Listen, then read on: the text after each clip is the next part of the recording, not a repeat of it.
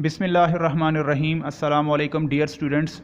This is Khurram Shehzad, the physics teacher. I would like to welcome you to the platform of Noor School and College Mansehra. Dear students, up till now we have solved numerical 1 through 3, 1, 2 and 3. Today we are going to solve numerical number 4 of chapter number 1.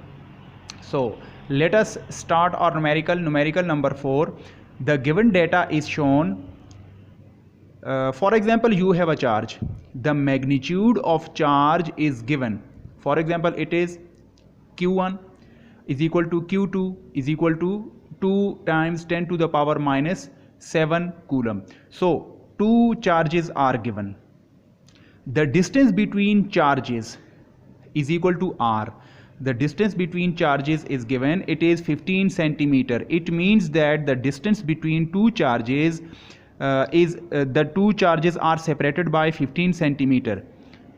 देखें इसमें आप यूं consider करें, you have two charges. This is charge number 1. It is Q1. This is charge number 2. The second charge Q2. The distance between them is 15 centimeter. Clear? Okay. Now if you realize Q1 and Q2 ये दोनों positive हैं because it is positive 2 into 10 to the power minus 7. So this charge is positive, this charge is also positive. जब दो positive charges हैं तो इनमें repulsion होगी. Clear? The two charges are given. The magnitude of each charge is Q1 is equal to Q2 is equal to 2 times 10 to the power minus 7. इसका ये मतलब है कि दोनों चार्जेस की क्वांटिटी या मैग्नीट्यूड इक्वल है और उनके बीच में जो डिस्टेंस है वो 15 सेंटीमीटर है. Now you can see that this is centimeter. You can change centimeter into 10 to the power. So centi means 10 to the power minus 2. 15 centimeter can be written as 15 times 10 to the power minus 2 meters. Now we have to find two parts in this question. Part A, electric field at midpoint. Electric field intensity इन दो charges के centre में find out करनी है. This is the mid point. देखें, if the total distance between two charges is 15 centimetre then what will be the distance midway. दरमियान तक distance कितना हो जाएगा? सिंपली 7.5 सेंटीमीटर इस साइड पर और 7.5 सेंटीमीटर इस साइड पर, क्योंकि 15 का जो मिड होता है वो आधा होता है. 7.5 एक तरफ, 7.5 दूसरी तरफ. नाउ तो हमने पहले केस में electric field intensity mid point पर मालूम करनी है और दूसरे पोर्शन पे आप यूं कंसिडर करें कि अगर इनमें से एक चार्ज को यहाँ से हटा दें. फॉर एग्जाम्पल, ये तो पहले केस में दोनों चार्जेस रखेंगे, उन दोनों की वजह से मिड पॉइंट पर electric field intensity find out करेंगे. सेकंड पार्ट में वो कहता है कि अगर आप इस Q2 को हटा दें, Q1 अपनी जगह पर रहे और इस मिड पॉइंट पर किसी प्रोटॉन को ला के रखें. Proton, as we know that proton is also positive charge, तो ये पॉजिटिव चार्ज उस प्रोटॉन को रिपेल करेगा. तो हमने वो फोर्स फाइंड आउट करनी है. If a proton is kept at this middle point removing this second charge को हटा दें, सिर्फ एक चार्ज को दूसरे पार्ट के लिए एक चार्ज को रखें और इस पॉइंट पर अगर प्रोटॉन को रखा जाए तो डेफिनेटली इस चार्ज पर पॉजिटिव है और दूसरे प्रोटॉन पर भी चार्ज पॉजिटिव है, तो ये पॉजिटिव प्रोटॉन को रिपेल करेगा. तो with the Coulomb force of repulsion, वही फोर्स हमने फाइंड आउट करनी है. In this question we have to find two quantities. Electric field intensity at the central point or mid point due to these two charges. और दूसरे part में if this Q2 is removed and a proton is kept here, तो हम उस proton के ऊपर लगने वाली फोर्स को फाइंड आउट करेंगे. Now look here. Let us proceed further. Solution of part A. According to the formula of electric field, we see that the electric field formula is given. E is equal to K Q divided by R square. Now if we find out the electric field due to first charge, एक first charge की वजह से electric field find out करेंगे, एक दूसरे charge की वजह से इलेक्ट्रिक फील्ड फाइंड आउट करेंगे, तो टोटल जो इलेक्ट्रिक फील्ड होगी वो दोनों का सम अप होगा, because two charges are contributing their part in establishing the electric field. इस पॉइंट पर इलेक्ट्रिक फील्ड दो चार्जेस की वजह से है, एक इस चार्ज की वजह से, एक इसकी वजह से। अगर दोनों का मैग्नीट्यूड सेम है और इस पॉइंट तक दोनों का डिस्टेंस भी सेम है, तो एक की वजह से इलेक्ट्रिक फील्ड फाइंड आउट करें, दूसरे की वजह से भी उतनी ही इलेक्ट्रिक फील्ड होगी, तो टोटल इलेक्ट्रिक फील्ड क्या होगी वो हम देखेंगे। Now look, using the formula of electric field E is equal to K Q divided by R square. इसमें K जो है ये कूलम कांस्टेंट है, Q is the individual charge. पहले इस Q की जगह पे हम Q1 रखेंगे, फिर दूसरे केस में इस Q की जगह पे Q2 को पुट करेंगे, वैल्यूज़ आ जाएंगी। देखें, put the values of K Q and R, ये जो वैल्यूज़ गिवन है ये पुट करें। K की वैल्यू होती है कूलम कांस्टेंट की 9 multiplied by 10 to the power 9। First this Q is this one, पहले इस Q1 को कंसिडर करें, तो Q1 और Q2 दोनों सेम हैं, गिवन है 2 multiplied by 10 to the power -7। तो देखें Q की वैल्यू हमने पुट की 2 multiplied by 10 to the power -7 divided by R square. Now R is the distance at which we have to find out electric field. तो हमने total distance को consider नहीं करना, वो कह रहा है electric field intensity mid point पर फाइंड आउट करें। तो मिड पॉइंट पर इस चार्ज से यहाँ तक डिस्टेंस हो जाएगा 7.5। सो हम 7.5 की वैल्यू यहाँ पे पुट करेंगे, 7.5 times 10 to the power -2 whole square. If you solve this one, अगर इस वैल्यूज़ को आप सॉल्व करें, मल्टीप्लाई करके, डिवाइड करके 10 की पावर्स को आप जो है एडजस्ट करें, you will get this answer 0.32 times 10 to the power 6। And solving this value, this is your homework. तो काइंडली कैलकुलेट इसको आप खुद कीजिए, फार्मूला मैंने बता दिया, वैल्यूज़ पुट कर ली, आपने इसको कैलकुलेटर में सॉल्व करके वेरीफाई करके ये आंसर निकालना है।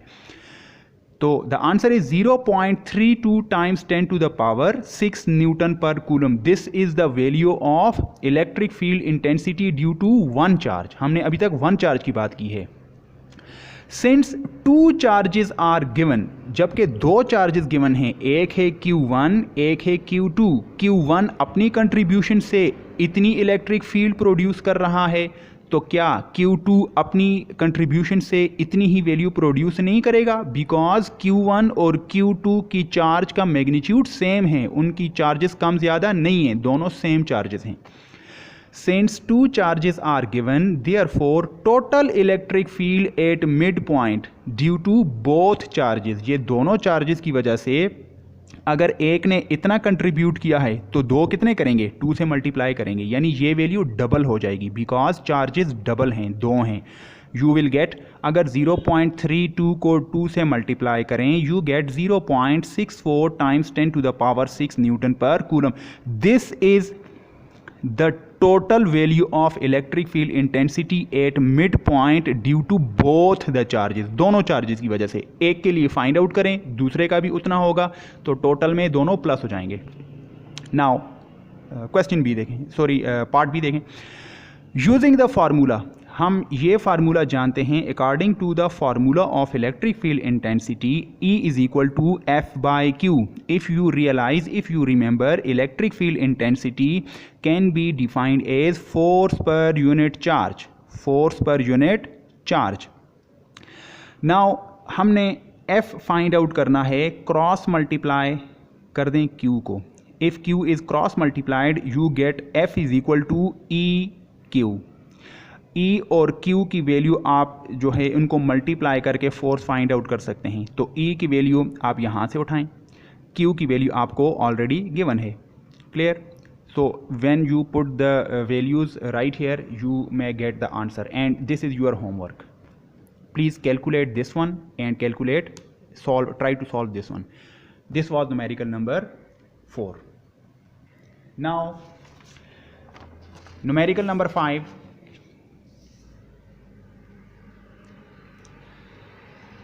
Now we are going to find out the numerical number 5. In this numerical, initially I would like to tell you that दो चार्जेस हैं Q1 Q2. ये Q1 एक चार्ज रखा हुआ है, ये Q2 दूसरा चार्ज है. Keep in mind Q1 is a positive charge and Q2 is also a positive charge. ये पिछले क्वेश्चन की तरह है कि दो सेम चार्जेस हैं positive. Q1 is positive and Q2 is positive, लेकिन उनका मैग्नीट्यूड डिफरेंट है.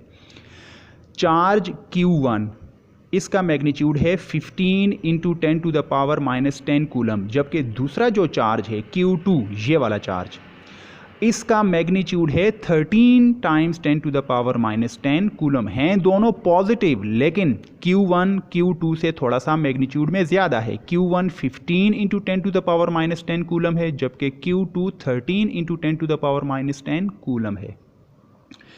नाउ इनिशियल डिस्टेंस, ये ऊपर वाले केस को देखें. अगर Q1 और Q2 के बीच में जो डिस्टेंस है अगर वो 12 सेंटीमीटर हो, 12 सेंटीमीटर, तो let me tell you for example कि Q2 जो है वो जिस पॉइंट पर पड़ा हुआ है उसको मैं कहता हूँ पॉइंट A. ठीक है. नाउ दूसरे केस में फाइनल डिस्टेंस देखें, Q1 और Q2 दोनों पॉजिटिव चार्जेस हैं. क्या इनमें रिपल्शन होगी या नहीं होगी? डेफिनेटली होगी, because the charges are same. तो क्वेश्चन में ये बताया गया है कि अगर आप Q2 को Q1 की तरफ नज़दीक लेकर आएँ, पहले उनमें डिस्टेंस 12 सेंटीमीटर का था, आप जब Q2 को नज़दीक लेकर आएंगे, कितने नज़दीक लेकर आएंगे?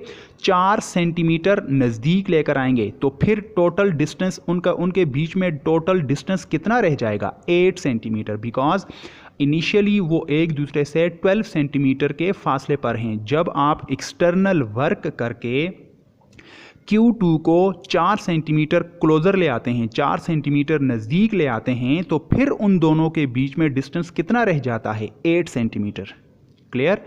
तो ये दो कंडीशंस हैं कि पहले वो 12 सेंटीमीटर के फासले पर हैं, फिर आप एक्सटर्नल वर्क करके Q2 को नज़दीक ले आते हैं. चलें, इस पॉइंट को कहते हैं पॉइंट B. पहले Q2 जो है वो पॉइंट A पर पड़ा हुआ था, एक्सटर्नल वर्क करने के बाद Q2 जो है वो 4 सेंटीमीटर नज़दीक आ गया है, उस पॉइंट को कहते हैं point B. Now initial distance R1 is equal to 12 centimetre. तो फाइनल डिस्टेंस जब Q2 को नज़दीक लेके आएंगे तो R2 will be equal to 8 centimetre, क्योंकि 12 में से जब 4 को माइनस करेंगे पीछे 8 रह जाएगा. तो find the work done.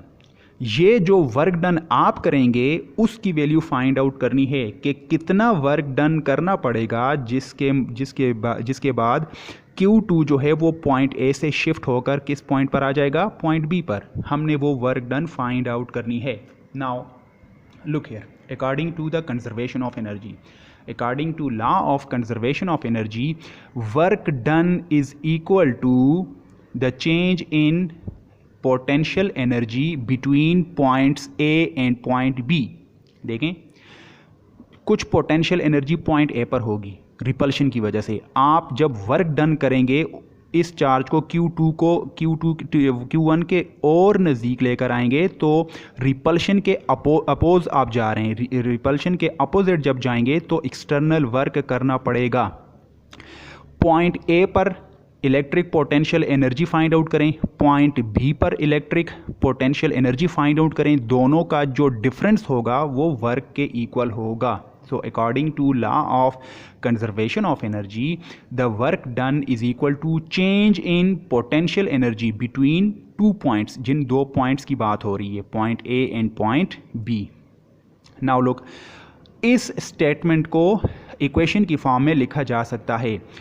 Work done is equal to potential energy at point B minus potential energy at point A. अब देखें, इसमें potential energy at point B और potential energy at point A. B में से मैंने A को minus किया. क्यों? वो इसलिए कि पॉइंट ए पर पोटेंशियल एनर्जी कम है, जबकि आप दो लाइक चार्जेस को जब नज़दीक लाएंगे तो उनके बीच में रिपल्शन ज़्यादा हो जाएगी। तो इसका मतलब ये है पॉइंट बी पर पोटेंशियल एनर्जी ज़्यादा है, पॉइंट ए पर पोटेंशियल एनर्जी कम है, तो हम ज़्यादा में से कम वाली क्वांटिटी को माइनस करते हैं ताकि वर्क जो है वो नेगेटिव या पॉजिटिव नहीं होता, एनर्जी पॉजिटिव कंसिडर की जाती है ताकि हमारे पास आंसर पॉजिटिव आए। Now put the values. What is the formula of electrostatic potential energy? Electrostatic potential energy का फार्मूला होता है K Q1 Q2 divided by R। ये R स्क्वेयर नहीं है, ये इसमें सबस्क्रिप्ट में लिखा हुआ है दिस इज नॉट स्क्वेयर, ये सिंपली R है। ये 2 जो है वो बता रहा है पॉइंट नंबर 2, यानी कि ये वाला रेडियस हम फाइंड आउट करेंगे, ठीक है, R2। आफ्टर वाला केस R1 जो है ये इनिशियल, आप इसको इनिशियल और फाइनल RI और RF भी लिख सकते हैं। कीप इन माइंड ये स्क्वायर नहीं है, ये सबस्क्रिप्ट है। Now look, potential energy at point B is given by K Q1 Q2 divided by R।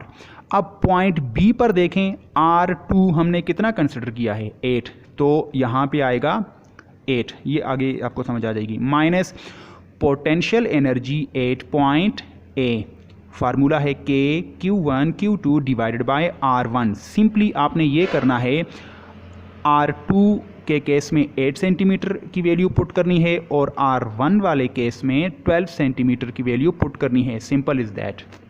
Now you can see that K Q1 Q2 इस टर्म में और इस टर्म में कॉमन है, तो इन दोनों को कॉमन बाहर ले लें। Taking K Q1 Q2 as a common, we get W is equal to K Q1 Q2 into यहाँ पे रह जाएगा 1 by R2 minus 1 by R1। Now put the values of R2 and R1। K की वैल्यू given है 9 into 10 to the power 9, Q1 की वैल्यू given है एक चार्ज जिसकी value 15 times 10 to the power minus 10 है, और ये Q2 की वैल्यू है। ये देखें R2 की वैल्यू ये है, R2 is given 8 centimetre, 10 to the power minus 2 centi को कहते हैं, तो R2 8 सेंटीमीटर है आफ्टर वाला केस, और ये इनिशियल वाला केस है 12 centimetre. If you solve this value, इस रेशो को या इस इक्वेशन को अगर आप सॉल्व करें, you should get the answer of work done, और work done is the form of energy, इसका यूनिट होगा joule.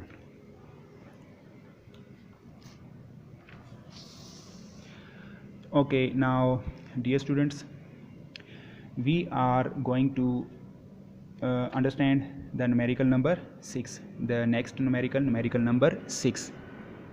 Okay, in numerical number 6 it is said that कि आपके पास एक सिल्वर का एटम है, सिल्वर, और ये सिल्वर के एटम का न्यूक्लियस है, इसके ऊपर पॉजिटिव चार्ज है। How many protons are there in the silver, वो गिवन है। देखें, ये सिल्वर के एटम का पहला ऑर्बिट है, पहले ऑर्बिट का पहला इलेक्ट्रॉन पहले ऑर्बिट में है, और वो ऑर्बिट इस सिल्वर के न्यूक्लियस से कितना दूर है, 0.3 मीटर फॉर एग्जांपल। सॉरी, ये सिल्वर का एटम नहीं है, सॉरी फॉर दैट।